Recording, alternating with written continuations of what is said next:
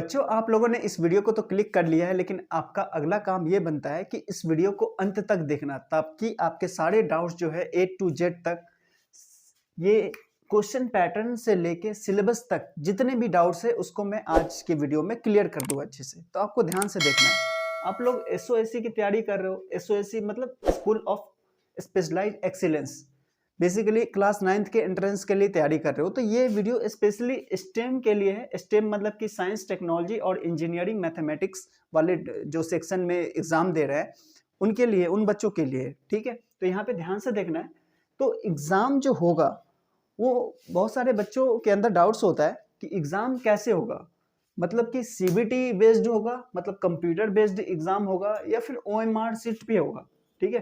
तो मैं ये बता देता हूँ, क्लियर कर देता हूँ कि CBT बेस्ड भी टेस्ट हो सकता है और OMR बेस्ड भी एग्जाम हो सकता है, टेस्ट हो सकता है। ये डिपेंड करता है कि आपका सेंटर जो है कहाँ पे पड़ता है, किस स्कूल में पड़ता है। फर्स्ट ऑफ ऑल मैं बता दूं कि अभी आप लोगों के पास वक्त बहुत कम है। आज ये जो मैं वीडियो बना रहा हूँ, तो अब से लेके देखा जाए तो 10-15 दिन के लिए वक्त है अच्छे से पढ़ाई करने के लिए। इसके एक हफ्ते बाद आपके पास जो है वो एडमिट कार्ड आ जाएगा। फिर एडमिट कार्ड आने के बाद तो आपके पास टाइम रहेगा नहीं, फिर एग्जाम के लिए जाना है। तो आपके पास 10-15 दिन, मतलब कि 2 हफ्ते हैं। 2 हफ्ते आपको जम के तैयारी करना है।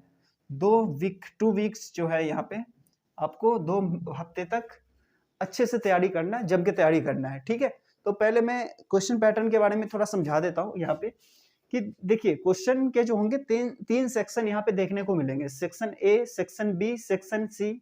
सेक्शन ए के बारे में मैं आपको अच्छे से समझाता हूँ। पहले सिलेबस के बारे में, अरे एक मिनट, सिलेबस यहाँ पे जो देख रहे हैं, सिलेबस से पहले हम ये समझ लेते हैं कि 3 सेक्शन में क्या क्या आने वाला है। यहाँ पे सेक्शन ए में आपको देखने को मिलेगा मेंटल एबिलिटी, जिसको हम रीजनिंग कहते हैं सरल भाषा में, है ना, मतलब कि सिंपल लैंग्वेज में। और सेक्शन बी में आपको देखने को मिलेगा मैथमेटिक्स, जो कि हमारे लिए काफी इंपॉर्टेंट है, बहुत ही ज्यादा इंपॉर्टेंट है, ठीक है। जैसे खाना इंपॉर्टेंट होता है ना, वैसे ही ये भी है। नेक्स्ट है साइंस, सेक्शन सी में, जो कि ये भी हमारे लिए काफी इंपॉर्टेंट है। तो सब हमारे लिए इंपॉर्टेंट ही है, बहुत अच्छी बात है। तो देखते हैं क्वेश्चंस कितने देखने को मिलेंगे। तो टोटल जो होंगे 60 क्वेश्चंस होंगे, ठीक है। क्वेश्चन पैटर्न में आपको टोटल 60 क्वेश्चन देखने को मिलेगा, जिसमें नंबर ऑफ क्वेश्चन कितने होंगे तो वो हम लोग ध्यान से देखते हैं। देखिए, नंबर ऑफ क्वेश्चन जो है आपको, अगर रीजनिंग वाले पार्ट में आप देखोगे सेक्शन ए में, तो आपको 10 क्वेश्चन देखने को मिलेंगे, 10 क्वेश्चन। लेकिन इस बात को आपको ध्यान में रखना है कि 10 क्वेश्चन जो देखने को मिल रहा है उसमें हर एक क्वेश्चन का वेटेज कितना होगा। तो पहले वो मैं बता दूं कि यहाँ पे जो मार्क्स है कितने मिलेंगे आपको, 50 मार्क्स, 50 मार्क्स आपको यहाँ पे देखने को मिलेंगे। इसमें मेंटल एबिलिटी वाले हैं। तो एक क्वेश्चन का वेटेज कितना बन रहा है, तो एक क्वेश्चन का जो वेटेज होगा वो 5 नंबर के बराबर होगा। मतलब कि हर एक क्वेश्चन पे ध्यान देना, एक एक क्वेश्चन 5-5 नंबर का है, तो काफी इंपॉर्टेंट है। और रीजनिंग आई थिंक बच्चों आप लोग अच्छे से कर लोगे। हाँ, इस ध्यान से देखना है, अंत तक वीडियो को देखना है, क्योंकि इसके बाद ना मेंटल एबिलिटी में क्या क्या आएगा, कितने सारे जो टॉपिक्स आने वाले हैं, उस टॉपिक्स को अच्छे से हम लोग डिस्कस करने वाले हैं आज के वीडियो में। तो फटाफट देखते हैं। नेक्स्ट है मैथमेटिक्स। मैथमेटिक्स के बारे में देखते हैं। यहाँ पे 35 क्वेश्चन है। अरे बाप रे, बहुत ज्यादा क्वेश्चन है। 35 क्वेश्चन आने वाले हैं, और 35 क्वेश्चन में मार्क्स कितना है, तो 210। अरे बाप रे, मतलब कि टोटल 350 नंबर का आपका पेपर होने वाला है। इतना तो आप श्योर हो जाओ कि 300 प्लस में भी क्वेश्चन का पैटर्न थोड़ा सा चेंज हो जाए तो 300 मतलब 350 के बजाय 350 के बजाय थोड़ा 340 आ जाए, 330 आ जाए, लेकिन 300 प्लस ही होने वाला है। 5 मिनट के लिए मान के चलते हैं कि 350 ही है, और क्वेश्चन का पैटर्न भी यही होने वाला है, तो ध्यान में रखना है आपको। तो 350 में से 210 मतलब 210 नंबर जो है वो यहाँ से आ रहा है, मैथ्स से आ रहा है। तो मैथ्स पे तो पूरा फुल फोकस अच्छे से रखना है, ठीक है। मैथ्स के सिलेबस भी देखेंगे, क्या क्या क्वेश्चंस आ रहे हैं, मतलब क्या क्या हमें टॉपिक्स देखने को मिलेंगे, तो उसके बारे में मैं डिस्कस करूंगा आगे, ठीक है। तो इसके बाद देखो साइंस है। साइंस में कितने क्वेश्चन आएंगे, तो 10 क्वेश्चन आएंगे। अच्छा, ये मैथ्स में मैंने बताया नहीं कि एक क्वेश्चन कितने नंबर का आने वाला है। तो एक क्वेश्चन जो आएगा वो होगा 6 नंबर, 6 मार्क्स, मतलब कि 1 क्वेश्चन का जो वेटेज होगा वो 6 मार्क्स का होगा। तो काफी ये भी इंपॉर्टेंट है। नेक्स्ट इसमें आते हैं, साइंस में आते हैं। तो साइंस में भी देखिए 90 नंबर का आ रहा है टोटल, ठीक है। टोटल मार्क्स कितने का है, 90 मार्क्स का है, तो बहुत इंपॉर्टेंट है। और 90 मार्क्स मतलब एक क्वेश्चन का जो वेटेज बन रहा है वो 6 मार्क्स का बन रहा है। मतलब एक बात तो क्लियर है भाई साहब यहाँ पे कि मैथ्स और साइंस अच्छे से ध्यान देना है, बहुत अच्छे से ध्यान देना है। अगर एग्जाम निकालना है, अगर सीरियस हो, अच्छे से पढ़े हो, ठीक है, अच्छे से पढ़ाई कर रहे हो, तो एग्जाम निकालना है तो मैथ्स और साइंस पे तो अच्छे से ध्यान देना है। और मेंटल एबिलिटी पे भी ध्यान देना है, क्योंकि ये भी हमारे लिए बहुत ही सिंपल है, काफी सिंपल है। मैं अभी टॉपिक्स बताने वाला हूँ एक टू जेड, तो आपको समझ में आ जाएगा कितना सिंपल है, ठीक है। हाँ, एक बात मैं बता देता हूँ कि ये जो जितने भी जो टॉपिक्स वगैरह है वो क्लास 8 से ही है। रीजनिंग में तो हालांकि क्लास 8 में तो नहीं होता है, लेकिन जितने भी जो मैथ्स और साइंस के टॉपिक्स है वो क्लास 8 से ही है। लेकिन एक बात साथ में और भी बताता हूँ कि क्लास 8 के अलावा क्लास 9th और क्लास 10th के भी टॉपिक्स हमें देखने को मिल सकते हैं मैथ्स और साइंस में। लेकिन घबराना नहीं है, बहुत सारे बच्चे घबरा जाते हैं, लेकिन घबराना नहीं बिल्कुल, क्योंकि आप ऐसा रेशियो मान के चलो कि 90:10 का, मतलब ऐसा मान लो कि 90, मानना क्या है, ये रियलिटी में होता है। जितने भी एंट्रेंस एग्जाम के जो बच्चे तैयारी करते हैं ना, ये स्कूल के लिए एंट्रेंस के जो एग्जाम होते हैं, तो ऐसा मान के चलो कि 90 नंबर जो होता है ना, मतलब 100 में से 90 नंबर, वो तो आपको जो अपने क्लास की जो पढ़ाई कर रहे हो क्लास 8, वो क्लास 8 से ही आएगा। क्लास 8 के जो बुक्स है, मैथ्स साइंस, इनको अच्छे से पढ़ लो तो वहीं से आने वाला है 90 नंबर। 10 नंबर के चांसेस बनते हैं कि वो बाहर से आ जाए। अब बोलोगे बाहर से कहाँ से आएंगे, तो वो मे भी हो सकता है कि क्लास 8 के बजाय क्लास 9 से देखने को मिल जाए, 10 से देखने को मिल जाए, बहुत ही कम चांसेस है, रेयर चांसेस है, तो मे भी 10 नंबर देखने को मिल जाए। लेकिन फिर भी चलो 90% तो श्योर हो ना कि अपने क्लास से आने वाला है, तो 90% के लिए एकदम जम के तैयारी करो। अगर आपके पास एक्स्ट्रा टाइम बचता है तो वो बाकी की जो 10% है उस पर ध्यान दे सकते हो। अगर 90% पे भी ध्यान देते हो, या मान लो कि 80% पे भी ध्यान देते हो, 80 पे ध्यान देते हो, तो कितना का रेशियो बन जाता है, 80:20। तो 80:20 का बनता है, 80 पे भी ध्यान दोगे फिर भी आपके 280 नंबर कंफर्म होंगे।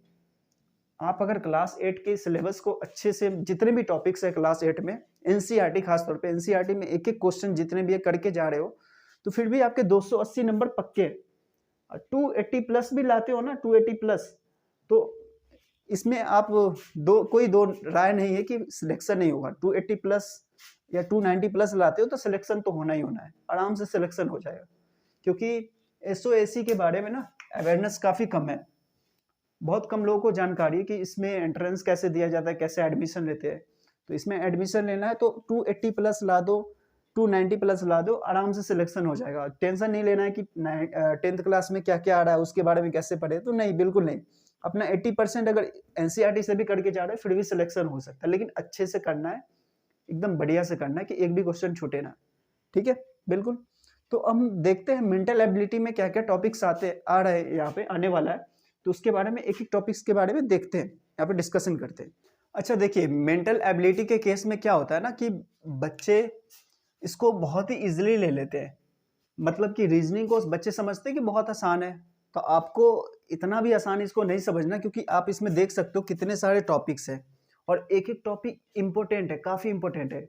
अब इंपॉर्टेंट कैसे, मैं ये बता रहा हूँ, यहाँ पे बता रहा हूँ। देखो 50 मार्क्स है, ठीक है, 50 मार्क्स बहुत ज़्यादा, काफ़ी ज़्यादा इंपॉर्टेंट होता है, क्योंकि एक एक मार्क्स के कारण ना एक बच्चा जो है अपना जो सीट है स्कूल में, जो उसको सीट मिलने वाला होता है, वो उसको खो देता है। तो वैसा नहीं करना है, रीजनिंग को काफ़ी अच्छे से करना है, एक टाइम टेबल आपको बनाना है। और टाइम टेबल के ऊपर अगर वीडियो चाहिए तो मैं उस वीडियो को भी बनाऊंगा, लेकिन फिलहाल अभी इस टॉपिक के ऊपर आते हैं। तो हम देखते हैं मेंटल एबिलिटी में कौन कौन से पार्ट है। तो देखिए, मेंटल एबिलिटी को मैंने दो पार्ट में डिवाइड कर दिया है, एक वर्बल है, दूसरा है नॉन वर्बल, ठीक है, वर्बल और नॉन वर्बल। अच्छा, वर्बल का मतलब क्या होता है, ठीक है, वर्बल का मतलब क्या होता है तो वो मैं आपको भी बताता हूँ। वर्बल का मतलब होता है कि इसमें वर्ड्स को यूज किया जाता है, इसमें वर्ड्स मतलब वर्ड्स या फिर लेटर्स आपको देखने को मिलेंगे, और उसके हेल्प से आपको क्या करना है, ये रीजनिंग को सॉल्व करना है। इसमें जो क्वेश्चंस आएंगे उसको सॉल्व करना है। जैसे टॉपिक्स दे रखा है, सीरीज दे रखा है, एनालॉजी है, ऑड वन आउट है, कोडिंग डिकोडिंग है, मिसिंग नंबर्स है, स्टेटमेंट है, एनालिसिस, स्टेटमेंट एनालिसिस, सॉरी एक ही साथ है, सिंबल सब्स्टिट्यूशन है, वेन डायग्राम है। तो इन सारे जो टॉपिक्स है इसमें वर्ड्स मिलेंगे आपको, वर्ड्स। और यहाँ पे दूसरा जो पार्ट था इसका नॉन वर्बल, नॉन वर्बल के केस में क्या देखने को मिलेगा, जैसे series, analogy, odd one out, water images. तो आपको इसमें क्या देखने को मिलेंगे, इमेजेस। मतलब ये वाला पार्ट काफी इंटरेस्टिंग है और ये बहुत ही सिंपल भी है, इस वाले पार्ट को तो छोड़ना ही नहीं है, अच्छे से करना है, ठीक है। हालांकि इनका दोनों का मिक्सअप हो गया 50 मार्क्स आने वाला है, लेकिन वेटेज इसका ज्यादा होने वाला है। आप ऐसा सोचो कि 30 नंबर इधर से आने वाला है, या फिर 30-35 ले लो इधर से है, 15 नंबर इधर से आएगा, ऐसा समझ। लेकिन काफी इंपॉर्टेंट है ये वाला, तो कर लोगे आप लोग, बहुत ही समझदार हो। लेकिन इस वाले पे भी ध्यान देना अच्छे से, क्योंकि छोड़ना नहीं इसको भी, ठीक है। तो जैसे यहाँ पे मैंने बता दिया, वाटर इमेजेस हो गया, मिरर इमेजेस है। मिरर इमेज तो बहुत ही सिंपल होता है, जैसे एम्बुलेंस देखते हो ना, तो एम्बुलेंस में उल्टा एम्बुलेंस कैसे लिखा रहता है, वो हो गया। और इसके बाद हो गया नंबर ऑफ स्टेप्स हो गया, पजल्स है। तो ये सब काफी सिंपल टॉपिक है। यहाँ पे देख सकते हो डायरेक्शन है, क्यूब्स एंड डाइसेस है, कैलेंडर हो गया, clock, time, distance, blood relation भी है, खून का रिश्ता। जैसे ऐसे क्वेश्चंस आते हैं कि आपके पापा के मम्मी के का भाई आपका क्या होने वाला है, क्या लगने वाला है, वो बताना है। ऐसा तो ऐसे ऐसे क्वेश्चन देखने को मिले, काफी इंटरेस्टिंग हो गया। ध्यान देना है, मतलब आप 1-2 घंटे अपने एक दिन का एक शेड्यूल ऐसा बना लो कि 1-2 घंटा तो देना है, 1.5 या 2 घंटा तो देना है इसके ऊपर, और देना ही है, कोई और ऑप्शन नहीं है, क्योंकि आपके पास बस 2 हफ्ते हैं या 10 दिन है, ठीक है। तो इसके बाद हमने मेंटल एबिलिटी वाले पार्ट्स को अच्छे से कवर कर लिया। अब हम बढ़ते हैं आगे, जो हमारा नेक्स्ट पार्ट है साइंस, क्योंकि साइंस में पता है ना 90 मार्क्स आ रहा है, तो साइंस वाले पार्ट्स को हम जल्दी क्या करते हैं, कवर करते हैं, ठीक है। अच्छा बच्चों, यहाँ पे ध्यान से देख सकते हो, ये जो टॉपिक्स मैंने जो लिए हैं, ये नॉर्मल जो साइंस में टॉपिक्स आपके या तो क्लास 8 में जितने भी एनसीईआरटी में जो टॉपिक्स है उसमें से उठाए गए हैं। तो सबसे पहली बात कि एनसीईआरटी में जितने भी टॉपिक्स है उसको क्या करना है, अच्छे से पढ़ लेना है। मतलब एनसीईआरटी को तो अच्छे से पूरा पढ़ना ही पढ़ना है। लेकिन एक बात ध्यान में रखना है, जैसे कि मैंने पहले ही कहा था कि 20% क्वेश्चंस बाहर से भी आ सकते हैं। तो 20% जैसे बहुत सारे टॉपिक जो है, जैसे यहाँ पे तो सिंपल है कि फूड हो गया, मटेरियल्स है, world of living, moving things, people and ideas, how they works, natural phenomena और नेचुरल रिसोर्सेज और एवरीडे साइंस। ये सब सिंपल सिंपल टॉपिक्स है, इसको तो कर लोगे। लेकिन एक्स्ट्रा टॉपिक को ध्यान में रखना है, क्योंकि जैसे कि मैंने बताया था कि साइंस 90 नंबर, ये 90 मार्क्स है, इसका वेटेज कितना है, 90 मार्क्स है। तो इतना सिंपल नहीं कि यहाँ से सारे क्वेश्चन आ जाएंगे, एग्जाम में क्वेश्चन आएंगे, वो बाहर से भी क्वेश्चन आ सकते हैं। तो इसलिए ध्यान में रखना है कि जो टॉपिक्स है 20% उसको भी आपको कवर करना है। जैसे रिप्रोडक्शन हो गया, रिप्रोडक्शन के अलावा हो गया आपका लाइट्स सॉरी लाइट होगा, रात काफी हो चुका है ना, 1 रात बज रहा है अभी, तो लाइट है। इसके बाद रिप्रोडक्शन लाइट है, और इसके बाद और भी मोशन है, वर्क पावर, एनर्जी है। तो ये सब बच्चों, ये सब जो टॉपिक है इसमें से भी क्वेश्चन पूछे जाएंगे, जो कि आप लोग कर सकते हो इजिली। ये सब जो टॉपिक्स है ना, ज्यादा कुछ नहीं है, थोड़ा बहुत पढ़ना है और इनको आप लोग कर सकते हो, इसमें कुछ नहीं है ज्यादा कुछ, ठीक है। थोड़ा मेहनत तो करना पड़ेगा, बिना एफर्ट के कुछ नहीं होगा। बिना मेहनत के तो सुबह आप लोग उठते भी नहीं होगे, सुबह उठने के लिए भी काफी मेहनत करना पड़ता होगा, तब रजाई छोड़ के बाहर निकलते होगे। तो बिना मेहनत के ये भी नहीं होगा, इसको निकालना है, निकालना पड़ेगा, निकाल सकते हो तो निकालना है, तो इसको क्या करना पड़ेगा, टॉपिक्स को कवर करना है, ठीक है। तो एनसीईआरटी तो है ही, लेकिन बाकी टॉपिक्स के लिए क्या करें, जो बाकी एक्स्ट्रा के जो एक्स्ट्रास जो आपको देखने को मिल रहा है, इसको कैसे कंप्लीट कर सकते हो। तो देखो, इसको कंप्लीट करने के लिए मैं एक बुक है, बुक को रिकमेंड करूंगा, क्योंकि मैंने देखा है और पब्लिकेशंस के बुक है ही नहीं, अवेलेबल नहीं है एसओएससी के लिए, खास करके क्लास 9 स्टेम के लिए। तो एक बुक है, आर गुप्ता पब्लिकेशन से है, तो उस पब्लिकेशन की जो स्टेम की बुक है, आप फ्लिपकार्ट पे जाओगे, फ्लिपकार्ट पे जाके आर गुप्ता स्टेम सर्च करोगे तो आराम से आपको बुक मिल जाएगा, और उसको ऑर्डर करके फटाफट स्टार्ट करना है, पढ़ाई करना है। तो ये काफ़ी जरूरी है। और बाकी के जो कुछ एक्स्ट्रा टॉपिक्स है, तो आप लोग देखो क्या है कि आप कमेंट बॉक्स में डाल सकते हो कि कौन सा टॉपिक करवाना है, या फिर इससे पहले जो हम लोग ने मेंटल एबिलिटी से रिलेटेड जो टॉपिक्स हमने यहाँ पे देखा, तो उसमें भी आप कमेंट करके बता सकते हो कि सर ये टॉपिक नहीं आ रहा है, तो मैं उस टॉपिक पे वीडियो बनाऊंगा। क्योंकि देखो बड़े बड़े यूट्यूबर्स है, उसके नीचे जाके कमेंट बॉक्स में कमेंट करोगे कि सर ये टॉपिक बता दो, तो बनाने वाले नहीं है, मुश्किल है कि बनाएंगे। इसलिए अभी बनाओगे, अभी अगर डालते रहोगे टॉपिक कि इस पे वीडियो बनाना है, इस पे वीडियो बनाना है, तो मैं बनाते जाऊंगा, आप लोगों को भी फायदा होगा, नए नए टॉपिक्स मिलते रहेगा। मेरा तो हालांकि पूरे दिन भर क्लास रहता है, ऑफलाइन क्लास रहता है, इसके बावजूद भी 2-3 घंटे निकाल के 12-1 बजे रात तक मैं इस सब टॉपिक को मैं क्लियर करते जाऊंगा। तो आपको जो भी टॉपिक पढ़ना है, जो भी पढ़ना है, जिसमें भी डाउट है उस पर कमेंट बॉक्स में डाल सकते हो। अब इसके बाद आते हैं मैथमेटिक्स पे, क्योंकि साइंस हमें काफ़ी इजी लग रहा है लेकिन इजी है नहीं, 90 मार्क्स है। तो ये नीचे वाला जो पार्ट है ना, कुछ पार्ट वो थोड़ा टफ है, तो उस पर ध्यान देना है, तो ध्यान देना है तो देना है। आते हैं नेक्स्ट मैथमेटिक्स वाले। तो बच्चों आपको इस बात पे ध्यान देना है यहाँ पे, क्योंकि हम लोग यहाँ पे मैथ्स के बारे में, मैथ्स टॉपिक के ऊपर डिस्कस करने वाले हैं, जिसका वेटेज पता ही कि 210 नंबर काफ़ी ज़्यादा है, बहुत ज़्यादा है, और इस पे तो अच्छे से ध्यान देना है। साथ में यहाँ पे ये देना है कि हर एक क्वेश्चन का जो वेटेज है 6 मार्क्स है, एक क्वेश्चन भी छोड़ना नहीं है, ट्राई करना है। हाँ, ये बात भी है कि नेगेटिव मार्किंग भी है, तो इस बात को ध्यान में रखना है, नेगेटिव मार्किंग है, इस बात को पहले मैं बता देता हूँ। आते हैं कौन कौन से टॉपिक्स है। ये सॉरी पहले से ही लग गया क्योंकि वीडियो पॉज था और इसके कारण से मैंने बनाते चला गया वीडियो, कोई बात नहीं, यहाँ पे देखते हैं। सबसे पहला टॉपिक हमारा क्या है, स्क्वायर है। स्क्वायर और स्क्वायर रूट्स आपने पढ़ा होगा एनसीईआरटी में, बुक में, काफी सिंपल है। क्यूब्स एंड क्यूब रूट्स हो गया, बहुत ही सिंपल है। सर्ड्स एंड इंडिसेस, क्या होता है सर्ड्स, देखो जैसे √2 है, √2 के ऊपर रूट लगा दिया, फिर रूट लगा दिया, ऐसे क्वेश्चंस मिलते हैं। तो ये क्वेश्चंस काफी सिंपल है, अगर इसमें डाउट है ऐसे चैप्टर्स में तो आप क्या करो, कमेंट बॉक्स में डालो, मैं बनाते जाऊंगा वीडियो। तो बहुत ही सिंपल है, ये कुछ है नहीं इसमें। नेक्स्ट आते हैं, नेक्स्ट हमारा है algebraic expression and factorisation of polynomials. देखो छोटे क्लास में 7th में थे या फिर 8th में हो तो एक्सप्रेशन पढ़ते हो, लेकिन वही बड़े क्लास में जब चले जाते हो, 9th क्लास में चले जाते हो या 8th में भी, तो बड़े क्लास में ही आ गए, क्या पढ़ने को मिलता है, पॉलिनोमियल। तो वही एक्सप्रेशन का नाम किस में चेंज हो गया, पॉलिनोमियल में हो गया। तो ज़्यादा कुछ नहीं है, जब पॉलिनोमियल पढ़ोगे तो उसका फैक्टराइजेशन आपका करना है और उसमें कुछ देखना है आपको, क्या क्या उसमें सॉल्यूशन वगैरह निकालना है उसमें, ठीक है। लीनियर इक्वेशन है, देखो लीनियर इक्वेशन 1 वेरिएबल वाला आने वाला है, बहुत कुछ बुक में आपको 2 वेरिएबल्स वाले भी देखने को मिलेंगे, लेकिन 2 वेरिएबल नहीं आ रहा है, 1 वेरिएबल आ रहा है, इस बात को ध्यान में रखना है, ठीक है। इसके बाद है प्रॉफिट लॉस और परसेंटेज आपको देखने को मिलेगा। प्रॉफिट लॉस परसेंटेज बहुत ही सिंपल है, आपकी बुक का है चैप्टर, ठीक है, तो देखना। इसके बाद SI CI देखना, ये रिलेटेड चैप्टर आसपास में, अगल बगल में पड़ोसी है, प्रॉफिट लॉस परसेंटेज और simple interest and compound interest, और साथ में डिस्काउंट, मतलब डिस्काउंट दे नहीं रहा हूँ, डिस्काउंट मतलब की टॉपिक है, वो दोनों पड़ोसी है, बगल बगल में, ठीक है। Area of rectilinear figures simple है, डाउट है तो बताओ, मैं क्लियर करूंगा।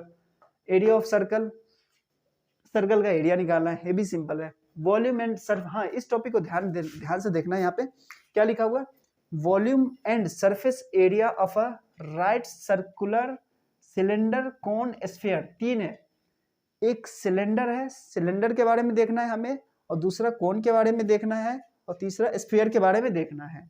इसके बाद है पैरेलल लाइंस, पैरेलल लाइंस जो कि बहुत ही सिंपल है, ठीक है। क्वाड्रिलेटरल्स, कॉर्ड्स सर्कल का पार्ट है, सर्कल के अंदर आता है। Angle properties of circles and stats and probability, इस काफी आपके एनसीईआरटी का टॉपिक है, इसको कवर करो और 80% मार्क्स सिक्योर करो, ठीक है, ये आपका काम है। और 20% जो एक्स्ट्रा क्वेश्चंस जहां से आने वाले, जैसे ट्रिगोनोमेट्री हो गया, एपी हो गया, कोऑर्डिनेट ज्योमेट्री हो गया, ये सब बाहर के चैप्टर्स है, ठीक है।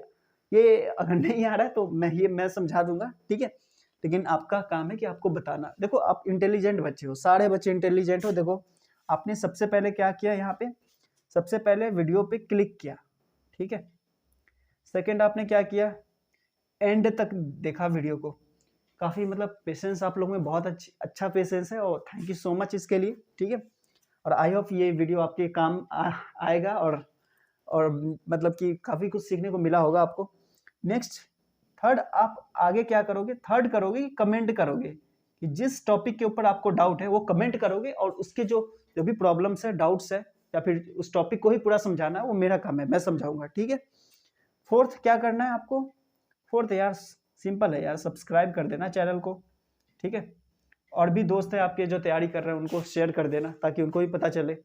तो सब्सक्राइब और शेयर कर देना, लाइक करना इस वीडियो को, ताकि मुझे भी मोटिवेशन मिले और भी अच्छे से वीडियो मैं बना सकूं, ऐसे वीडियो, ठीक है। तो मिलते हैं अगले वीडियो, तब तक के लिए बाय।